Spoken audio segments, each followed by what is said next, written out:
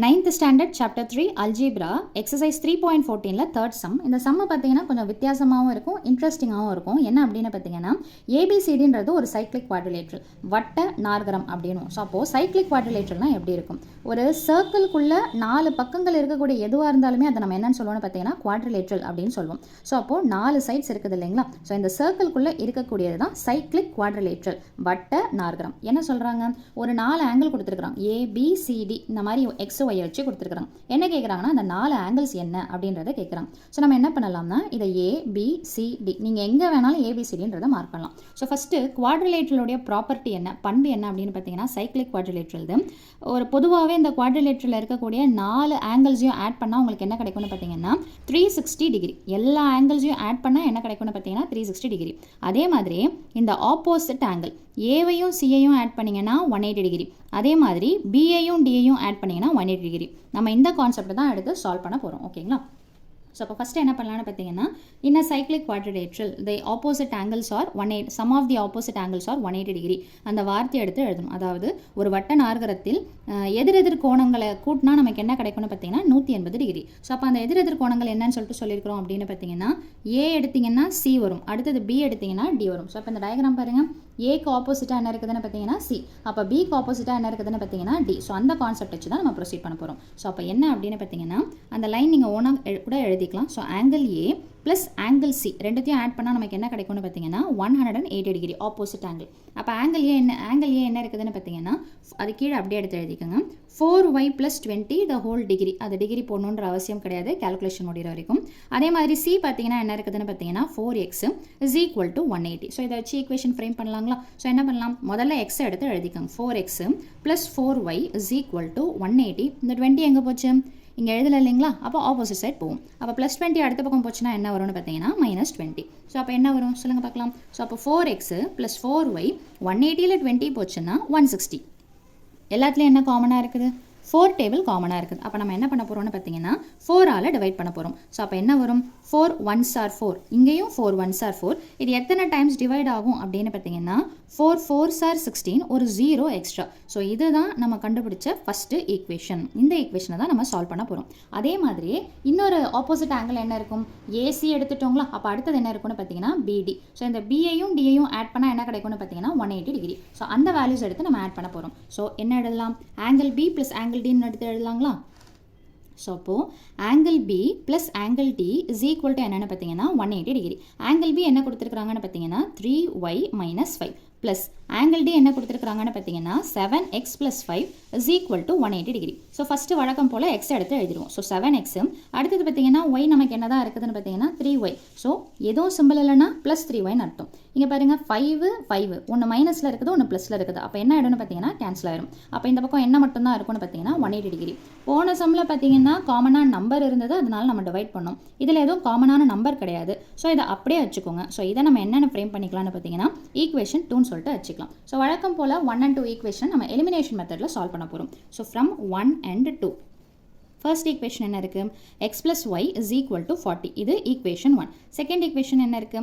7x + 3y = 180. இது second equation. நீங்கள் எதை வேணாலும் கேன்சல் பண்ணலாம். நான் எதை எடுத்து கேன்சல் பண்ண போகிறேன்னு பார்த்தீங்கன்னா y எடுத்து கேன்சல் பண்ண போகிறோம். காரணம் என்னென்னு பார்த்தீங்கன்னா இது 7ஆல் மல்டிப்ளை பண்ணும், இது 3ஆல் மல்டிப்ளை பண்ணும். ஸோ அப்போ எப்படி போட்டாலும் ஒன்று தான். ஸோ இங்கே 3 இருக்குது, இங்கே 3 வரணும்னா நான் என்ன பண்ணணும்?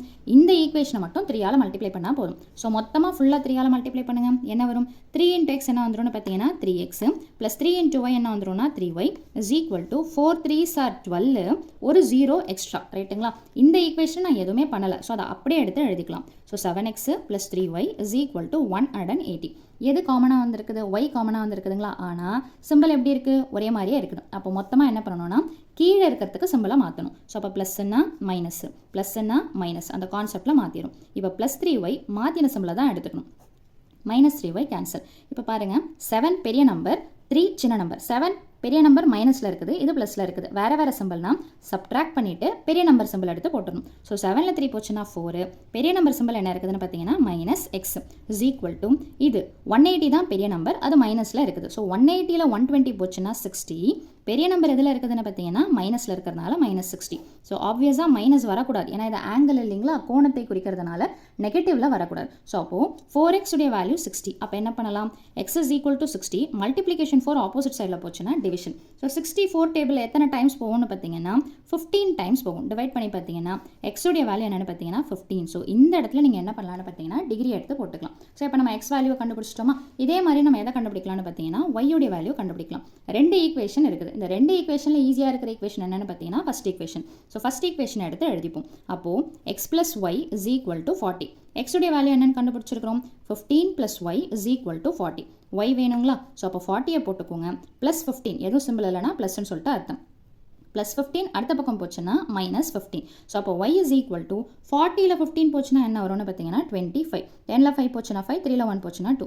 இப்போ இந்த இடத்துல நீங்கள் என்ன பண்ணிக்கலாம்னு பார்த்தீங்கன்னா டிகிரின்னு சொல்லிட்டு எடுத்து எழுதிக்கலாம். இப்போ அவங்க எக்ஸை ஒய்யை கேட்கல, ஆங்கிள்ஸை கண்டுபிடிங்க, கோணத்தை கண்டுபிடிங்க அப்படின்னு சொல்லிட்டு சொல்கிறாங்க. ஸோ அப்போ ஒரு ஆங்கிளாக போடலாங்களா. ஸோ ஃபஸ்ட்டு ஆங்கிள் ஏ என்ன இருக்குது அப்படின்னு பார்த்தீங்கன்னா கொஸ்டினில் பார்த்தீங்கன்னா 4y + 20 அப்படின்னு சொல்லிட்டு இருக்கும். ஸோ அப்போது angle a is equal to 4 into ஒய்யோடைய வேல்யூ என்ன இருக்குது 25 + 20.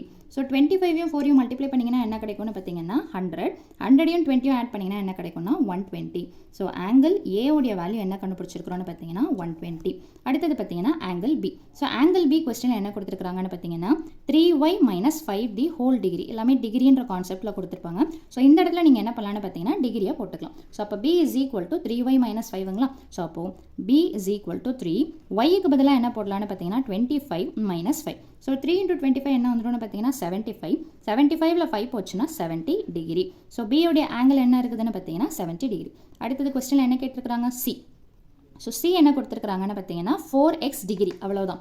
ஸோ அப்போது 4 எக்ஸுக்கு பதிலாக என்னென்னு பார்த்தீங்கன்னா 15 டிகிரி. 4யும் 15யும் மல்டிப்ளை பண்ணிங்கன்னா என்ன கிடைக்கும்னு பார்த்தீங்கன்னா 60. ஸோ ஆங்கிள் சியோடைய வேல்யூ என்னென்னு பார்த்தீங்கன்னா 60 டிகிரி. ஸோ லாஸ்ட்டாக என்ன கண்டுபிடிக்கணும்னு பார்த்தீங்கன்னா angle D. So angle D என்ன கொஸ்டினில் கொடுத்துருக்குறாங்கன்னா 7x + 5 டிகிரி. ஸோ அப்போ என்ன பண்ணலாம் 7 எக்ஸுக்கு பதிலாக இன்டூ 15 + 5. இப்போ இந்த மாதிரி காம்பினேஷன்ஸ் வரும்போது என்ன பண்ணக்கூடாதுன்னா 15 5 ஆட் பண்ணிக்கிறேன் அப்படின்னு பண்ணக்கூடாது. இதுக்கு தான் ஒரு கான்செப்ட் இருக்குது, என்னென்னு பார்த்தீங்கன்னா போர்ட் மாஸ் அல்லது பிட் மாஸ் அப்படின்னு சொல்லிட்டு சொல்லுவாங்க. ஸோ இந்த கான்செப்ட்டுக்கு ஏற்ற மாதிரி பிராக்கெட்டு, ஆர்டர் அல்லது இண்டிசஸ்ன்னு சொல்லுவாங்க, பவர் பண்ணணும். டிவிஷன், மல்டிப்ளிகேஷன், அடிஷன், சப்ட்ராக்ஷன் அப்படி பார்க்கும்போது முதல்ல நம்ம என்ன தான் பண்ணி ஆகணும், ஃபஸ்ட்டு மல்டிப்ளிகேஷன் தான் பண்ணணும். அப்போ 7யும் 15யும் மல்டிப்ளை பண்ணிங்கன்னா 105 + 5 என்ன வரும்னு பார்த்தீங்கன்னா 110 டிகிரி. ஸோ இது எதோடைய வேல்யூன்னு பார்த்தீங்கன்னா ஆங்கிள் டியோடைய வேல்யூ. ஸோ அவ்வளவுதான் இந்த சம்மோட சொல்யூஷன். தேங்க்யூ.